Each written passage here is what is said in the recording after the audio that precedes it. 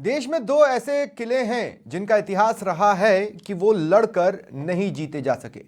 एक महाराष्ट्र में है, हालांकि उसे छल से जीता गया, लड़कर नहीं जीता जा सका। और दूसरा हमारे भरतपुर में लोहागढ़ किला, जिसे अजयगढ़ बनाने में सुजानगंगा नहर का बड़ा योगदान रहा।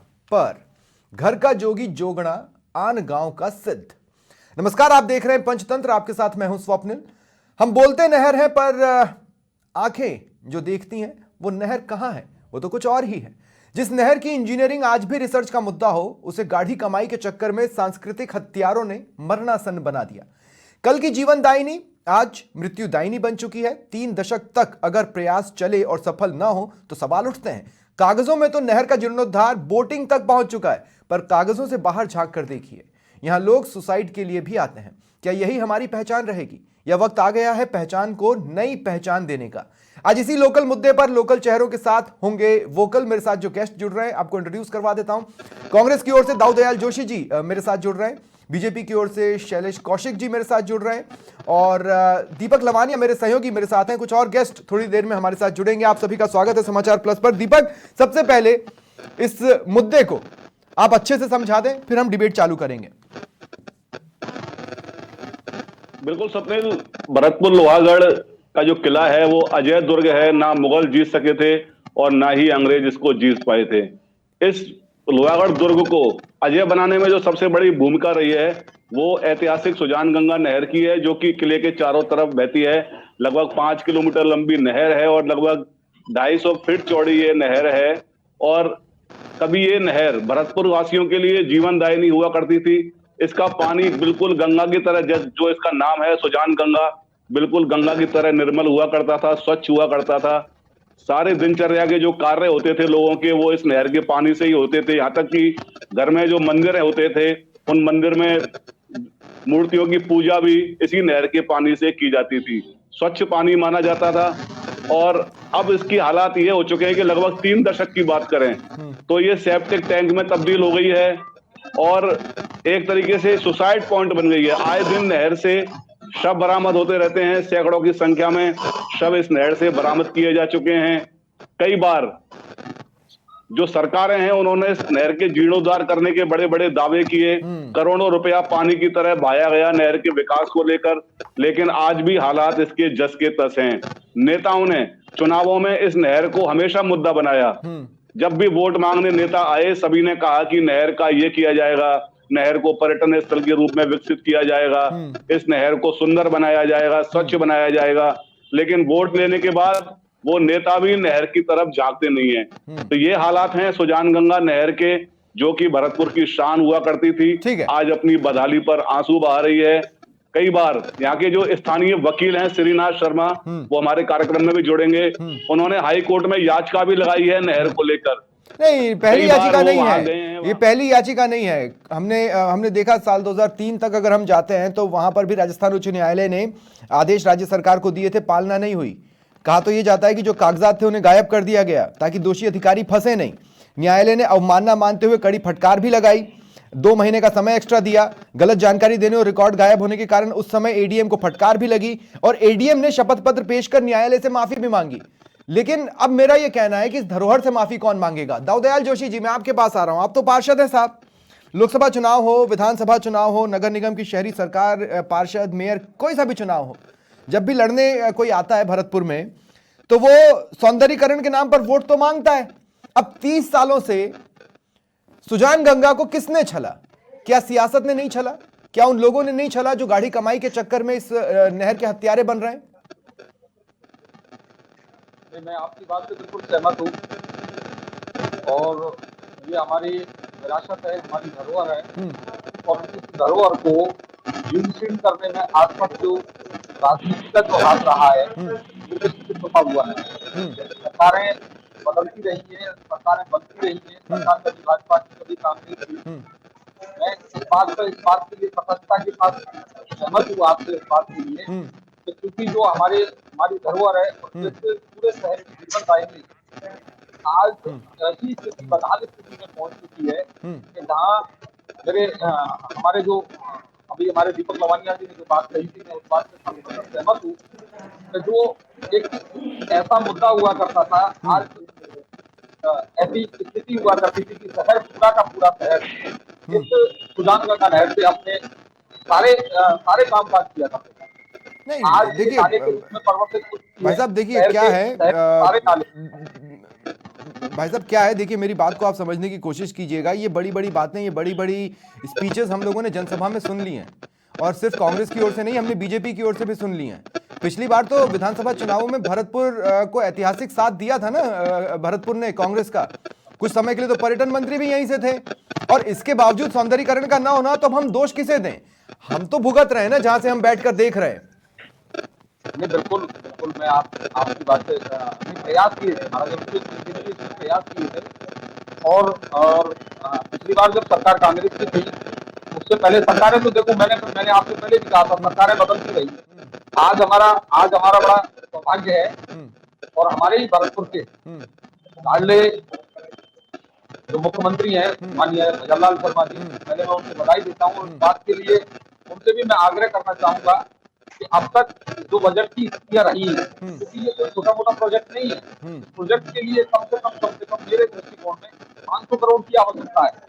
जब तक इसका 500 करोड़ रुपए का 500 करोड़ की तो रुपए दादा अब आवश्यकता है। अगर शुरुआत में ही या ये सफर 30 सालों पहले चालू हो गया होता तो 500 करोड़ की जरूरत नहीं पड़ती। ये बोझ जो सरकार पर पड़ना है, ये जो बोझ आम लोगों की जेब पर पड़ना है, क्योंकि टैक्स वो भरेंगे, वो राजनीतिक शिथिलता की वजह से पड़ रहा है। और मैं शैलेश जी आपके पास आ रहा हूं। शैलेश जी, मैं ये कह रहा हूं, हम देखिए इसमें तो नो डाउट कि चीफ मिनिस्टर भजनलाल शर्मा की तरफ अब सभी निगाह लगाकर रखें, क्योंकि भरतपुर से आते हैं, तो क्या वो इस ओर ध्यान देंगे? लेकिन कहते हैं ना, दूध का जला छाछ फूंक कर पीता है। हम तो बीजेपी के भी जले हैं भाई। बीजेपी की भी तो सरकारें 30 सालों में आई है ना, ऐसा तो नहीं है कि नहीं आई है। बीजेपी का भी बोर्ड वहां पर बना है। अब अगर आप पर भरोसा करना है तो क्यों करें और कैसे करें? देखिए नहीं, दाऊदयाल जी, शैलेश जी से मेरा सवाल है। हाँ शैलेश जी, एक मिनट देखिए, मैं आऊंगा ना आपके पास, आगे भी आऊंगा। दाऊदयाल जी, थोड़ा सा आप साथ दें, दूसरे भी बोल लें, ताकि शैलेश जी। देखिए, आप बिल्कुल निश्चित रूप से आपकी बात बिल्कुल सार्थक है, बिल्कुल सही है कि आज भरतपुर के लाडले सपूत भजनलाल शर्मा राजस्थान के मुख्यमंत्री हैं। लेकिन मैं अभी भविष्य से पहले थोड़ा सा वर्तमान में जाऊंगा। 5 साल पहले जब भरतपुर के वर्तमान विधायक और पूर्व मंत्री सुभाष गर्ग जी यहाँ से चुनाव लड़ने आए थे, तो उन्होंने 2018 में वादा किया था कि मैं भरतपुर की सुजानगंगा नहर के लिए प्राधिकरण बनवाऊंगा। लेकिन उन्होंने लगातार 5 साल, दीपक जी मेरी बात से सहमत होंगे, लगातार 5 साल सुजानगंगा के 500 कर्मचारियों को लेकर घूमे, लेकिन एक भी सार्थक काम सुजानगंगा नहर के लिए वो करवा पाए हो। नहर में बोटिंग डलवाई, बोट आज पड़ी हुई है। आना सागर से मशीन आई, मशीन सफाई करके करोड़ों रुपए कर गई, 1 रुपए का पोल्यूशन मुक्त नहीं हुई। आज गुब्बारे आज तक नहीं चल पाए। और मैं एक बात कहना चाहूंगा, सुभाष गर्ग जी, नहीं शैलेश भाई, मुझे सोचकर बताइए, नहर की जो सांस्कृतिक हत्या हुई है, क्या वो पिछले 5 साल में ही हुई है? नहीं, इसका एक जवाब देता हूँ। बिल्कुल बिल्कुल आप मेरी बात सुनिए। आप ये कह रहे हैं, मैं तार्किक जवाब, 2 सेकंड, आप जब ये कह रहे हैं कि वहां से एक मंत्री जी थे, मैं कह रहा हूं एक मंत्री और थे जो कुछ समय के लिए पर्यटन मंत्री थे, विश्वेंद्र सिंह। मैं ये कह रहा हूं इस 5 साल में कितनी बार बीजेपी एक यूनिट के तौर पर सड़कों पर उतरकर इन मंत्रियों के खिलाफ नारे लगाते दिखी इसी मुद्दे पर इलाके में? मैं आपको एक बात उससे पहले भी स्वप्निल, भाजपा की ओर से पर्यटन मंत्री कृष्णेंद्र कौर दीपा भी रही थी 5 साल। शैलेश भाई आप बोले, शैलेश जी बोले आप। जब पर्यटन मंत्री थी दीपा जी, 2013 से 2018 तक भारतीय जनता पार्टी की सरकार थी। शायद दीपक जी को और दाऊदयाल जी के विजय संज्ञान में नहीं होगा कि तत्कालीन अभी जो रिटायर हुई 31 तारीख को चीफ सेक्रेटरी उषा शर्मा जी राजस्थान की, वो उस वक्त एएसआई दिल्ली में जीती थी, और वसुंधरा सरकार ने इस सुजानगंगा नहर पर काम कराने के लिए एनओसी लाई थी। लेकिन उसके बाद चुनाव हुए, सरकार चली गई, और उसमें शर्त थी एएसआई की, एस्टीमेट को एएसआई को भेजा जाएगा। अब सरकार कांग्रेस की आई, उतने 5 साल कम होते हैं क्या शैलेश भाई? 5 साल कम होते हैं क्या? अब आप ये कह रहे हैं कि 5 साल में आपने इतना सा सफर तय किया। पहली बार कोई सरकार एएसआई से जाकर स्वीकृति लाई थी। अरे तो पहली बार, उससे पहले भी तो राज्य सरकार रही है भाई। नहीं, अब पहले भारतीय जनता पार्टी की सरकार पहली बार इसके लिए स्वीकृति लाई थी, लेकिन कांग्रेस की सरकार ने 5 सालों में केवल एएसआई के नाम पर काम नहीं होने दिया। मैंने शुरुआत में ही कहा था, मेरे साथ अब एक और गेस्ट जुड़ चुके हैं, मैं बता दूं, मनीष मेहरा जी सामाजिक कार्यकर्ता है। मैं सिर्फ ये कहना चाहता हूं कि मैंने शुरुआत में ही कहा था कि कागजों में तो बहुत उद्धार देख लिया, लेकिन क्या इतना ही स्वीकार किया जा सकता है? मनीष मेहरा जी, मैं आपके पास आ रहा हूं। सुजान गंगा नहर को जब आप देखते हैं तो आपको नहर दिखती है या क्या दिखता है?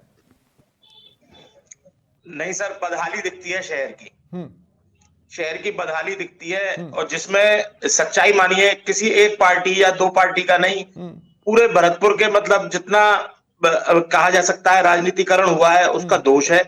और एक आम भरतपुरिया होने के नाते तो मेरा तो यही कहना है कि इसको अगर सुधारना है स्थिति को, तो कांग्रेस बीजेपी से ऊपर उठ के सोचना पड़ेगा सर। भरतपुर के लिए बहुत बड़े सौभाग्य की बात है मेरे तो जीवन काल में 44 साल की वर्ष में कि भरतपुर से हमें मुख्यमंत्री मिला है, और हमें तो उनसे सिर्फ यही उम्मीद है कि वो 2-3 कारखाने यहाँ पर, और ये सुजान गंगा जो एक महामारी का रूप ले चुकी है शहर के लिए, उसको सुधारेंगे। और उसको जरूर इस बार हमें पूरी उम्मीद है कि इसका कुछ ना कुछ निराकरण होना ही चाहिए। और नहीं, मैं ये नहीं समझ पा रहा हूं कि भाई सिटी प्लानिंग भी तो एक हिस्सा रहती है। अब सिटी की प्लानिंग ही अगर इस तरह से हो कि सुजान गंगा की जड़ में आप छाछ घोलते चले जाएं, तो फिर कोई किसे क्या ही दोष देगा? नहीं, अब तो दोष देने का सर समय अब मैं नहीं समझता कि अब क्यों इधर उधर की आपाधापी की जाए। अब पॉजिटिव रह करके और हमें आगे के लिए सोचना चाहिए। अब इसमें दोषारोपण में तो सर नुकसान जनता का ही होगा, आम नागरिक का होगा और आम चीजों का होगा। सारी चर्चा व्यर्थ चली जाएगी। अब जो इस चर्चा को है ना वो पॉजिटिव लेना चाहिए, सकारात्मकता की तरफ चलना चाहिए, और एक संगठित प्रयास कांग्रेस हो, बीजेपी हो, आम नागरिक हो, या कोई भी विचारधारा का व्यक्ति हो, उसको शहर के भले के लिए अब विचार करना चाहिए सिर्फ। हाँ, लेकिन 30 सालों से प्रयास चल रहे हैं ना। अब ये कोई यूपीएससी की एग्जाम तो है नहीं कि आप प्रयास करते रहे और आपसे क्लियर नहीं हो रही है और आप थक हार कर बैठ जाए। ये तो एक साधारण सी ऐसी परीक्षा है जिस पर 1-2 दिन में ये तो आपको हमको पता है कि ईमानदारी से प्रयास नहीं किया गया अभी तक एक बार भी। ये तो सच्चाई है कि प्रयास में किसी में भी ईमानदारी नहीं थी, लेकिन हम कहते हैं कि अब हो जाए, पहले नहीं थी। दाऊद दयाल जी को जोड़ना चाह रहे हैं, उसके बाद दीपक लवानिया के पास जाऊंगा। दाऊद दयाल जी क्या बोलना चाह रहे हैं, शॉर्ट में बोलिए। देखिए, जो मेहरा जी ने कही है और जो शैलेश जी जो कह रहे हैं, हम चाहते हैं कि इसका कोई राजनीतिकरण नहीं हो, क्योंकि मंत्री होते हैं और चीफ मिनिस्टर होते हैं। चीफ मिनिस्टर के पावर और मंत्री की पावर्स में बड़ा अंतर होता है। मैंने आपसे पहले भी कहा था। नहीं साहब, आप देखिए, बात को समझने की कोशिश कीजिए। मैं ये कह रहा हूं कि अगर कोई मुर्गी अंडे पर बैठती है ना, तो उस अंडे पर बैठने के पीछे मुर्गी का मकसद होता है। एनओसी आ गई, सारे पेपर्स आ गए और उस पर आप 5 साल बैठे रहे, तो उसमें मकसद क्या था? देखिए, ये सिर्फ बातों को गुमराह करने वाली बात है। अच्छा जी, मैं इन बातों से इससे सहमत नहीं हूं। क्यों एनओसी नहीं आई? इससे पूर्व में तो इसकी खुदाई भी हुई थी, जिसमें 2.5 करोड़ 3 करोड़ रुपए की स्टंट भी निकाली गई थी। एनओसी एक रोड़ा गई थी, किसी ने तो वो एनओसी वाला रोड़ा दूर हटाया।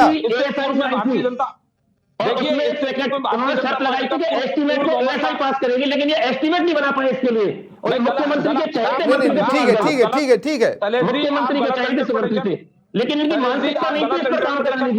और एक व्यक्ति विशेष पर नहीं, प्रॉब्लम क्या है ना शैलेश जी, आपको भी इस बात को समझना पड़ेगा। नहीं, ये टीवी डिबेट्स में बहुत होता है। दीपक, मैं आपके पास आ रहा हूँ। 2 मिनट रुक जाइए। अब दाऊद दयाल जी और शैलेश जी, आप लोग रुक जाइए। आप दोनों अब 2 मिनट के लिए रुक जाइए। 2 मिनट के लिए रुक जाइए, ठीक है? नहीं, देखिए, आप आपस में लड़ेंगे ना, तो हम इस डिबेट को कैसे आगे बढ़ाएंगे? आप 2 मिनट के लिए आप दोनों रुक जाइए। दीपक, मैं आपके पास आ रहा हूं। दीपक, मैं ये कह रहा हूं, कितना अच्छा एक मोमेंट बन सकता था अगर सुजान गंगा नहर को उसके पुराने स्वरूप या उसके आसपास भी पहुंचा दिया जाता, तो एक बड़ा सा फंक्शन होता। आप चाहे जिसे चीफ गेस्ट बनाकर बुलाएं, आप चाहे, अगर कांग्रेस ने काम किया होता तो राहुल गांधी को बुला लो, अगर बीजेपी ने काम किया होता तो मोदी जी को बुला लो, एक बड़ा मेगा इवेंट बन सकता था। लेकिन नहीं साहब, ये नहीं हुआ। और सबसे अजीब बात यह है कि आप तमाम मुद्दों को लेकर जब विपक्ष में रहते हैं तो सड़कों पर उतरते हैं, लेकिन सुजान गंगा नहर को लेकर मैंने नहीं देखा कि भरतपुर से किसी भी पार्टी ने विपक्ष में रहते हुए जयपुर कूच का ऐलान किया हो, विधानसभा घेराव का ऐलान किया हो,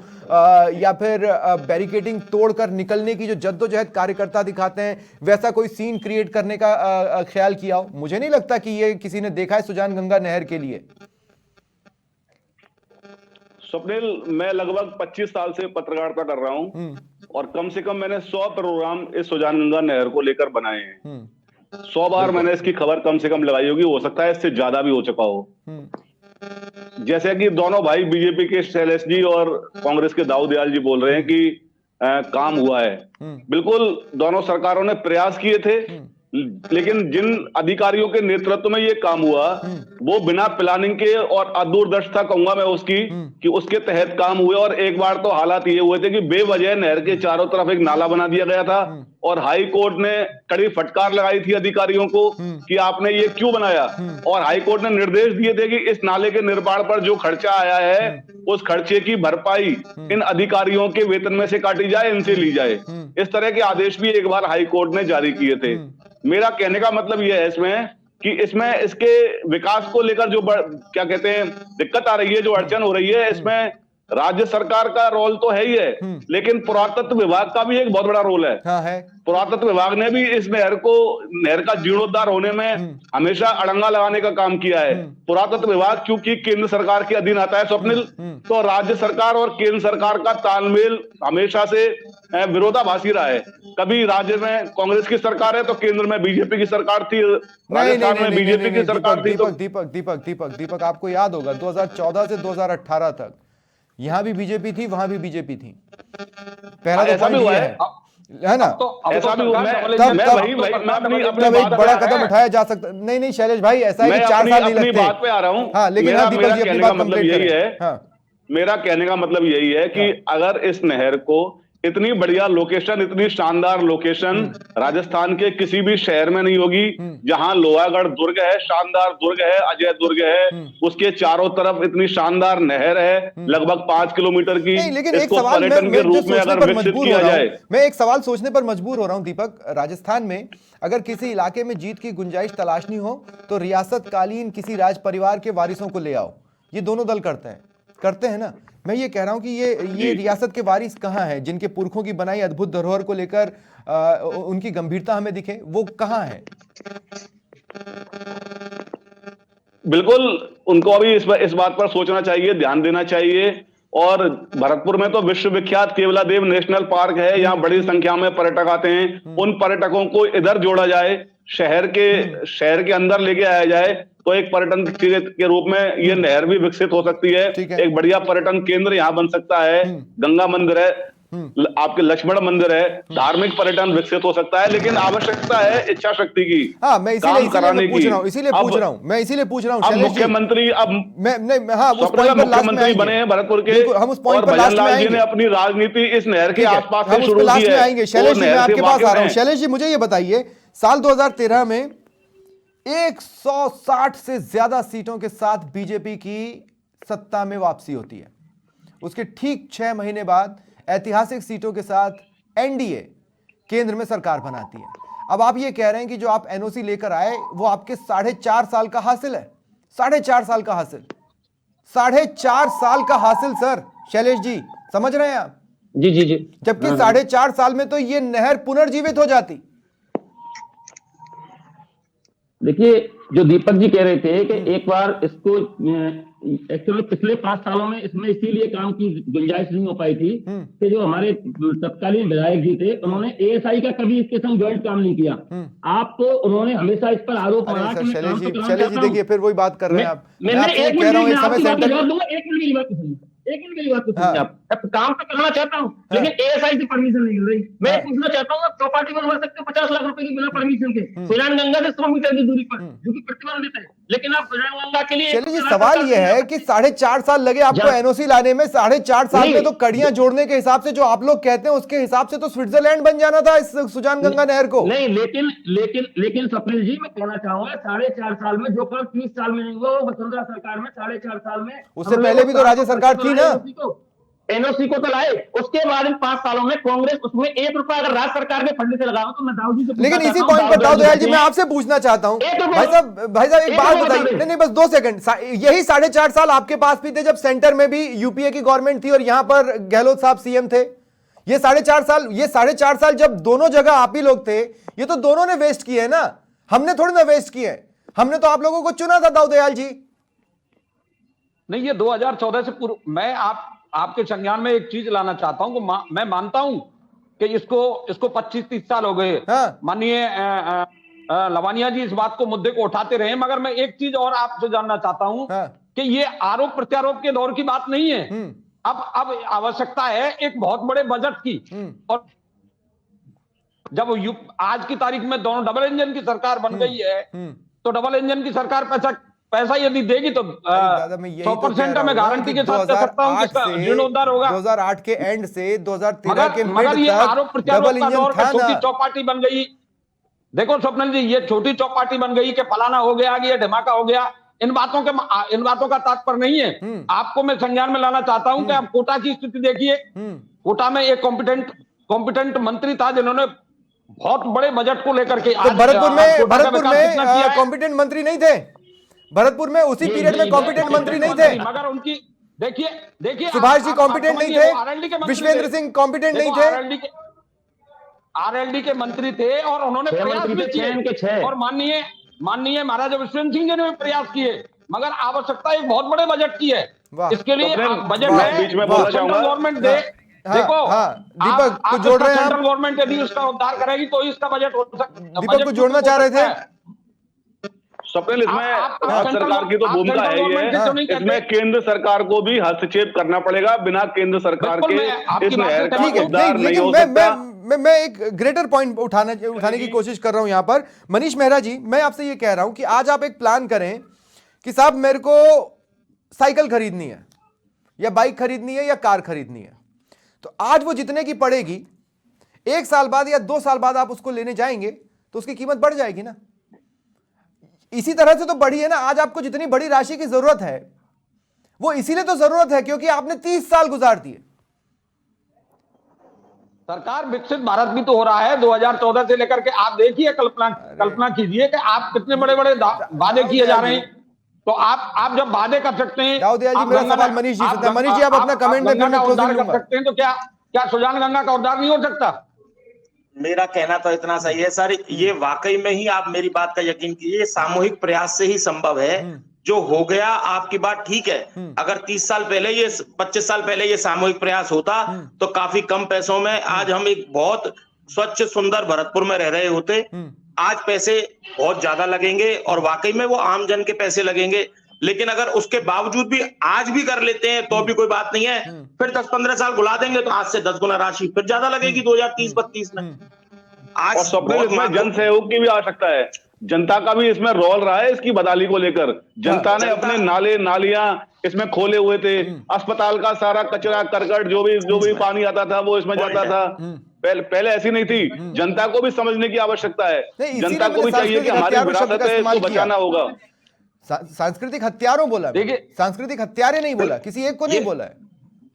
दीपक भाई की बात बिल्कुल सत्य है, लेकिन जब एक सामूहिक प्रयास एक यज्ञ का रूप लेगा तो मैं 100% बता रहा हूं, छोटे से छोटा भरतपुर का नागरिक भी इसमें अपनी आहुति देगा। और ये सुजान गंगा जो है एक बहुत बड़ा पर्यटन स्थल के रूप में उभर सकती है। इसके अंदर बहुत संभावनाएं हैं। शैलेश जी, मैं आपके पास आ रहा हूं। आप जान रहे हैं आपके पास एक नया इतिहास लिखने का मौका है। एक इतिहास से जुड़े विषय पर एक नया इतिहास लिखने का मौका शैलेश भाई आपके पास है। यस। और मैं ये कह रहा हूं इस डिबेट में क्या आप ये कमिट कर सकते हैं कि अगले 2 साल में, 3 साल में, चलिए 4 साल में, लोकसभा चुनावों के बाद जो 4 साल बचेंगे, 4.5 साल बचेंगे, उसमें अगले विधानसभा चुनावों से पहले मुख्यमंत्री भजनलाल शर्मा क्या यहां पर सुजान गंगा नहर को पुनर्जीवित कर पाएंगे?